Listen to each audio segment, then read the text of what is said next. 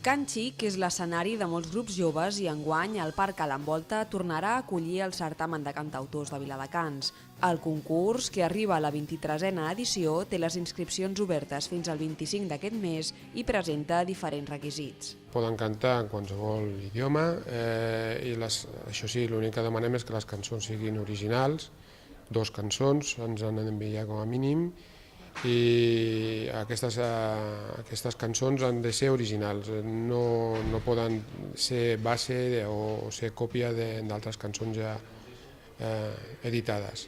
Pot estar acompanyat per 2 músics, qualsevol instrument, menys bateria. Això és per un problema del format del certamen, que ha de ser molt lleuger, molt pràctic, i la bateria complica molt a l'hora del backline i la instrumentació i també la tècnica del propi festival. El dia 9 de juliol està prevista la semifinal en què participaran 20 cantautors i l'endemà serà el torn de la final.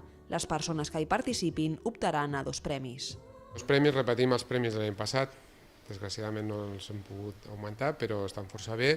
Pel segon classificat hi ha un premi de 500 euros i una actuació garantida en els Coverland Days de la bodegueta, el bar de la bodegueta d'aquí de Viladecans, i el guanyador del certamen tindrà un premi de 1.000 euros i 2 actuacions garantides, una al Barnassans, a Barcelona, i una altra aquí a l'Àtrium de Viladecans.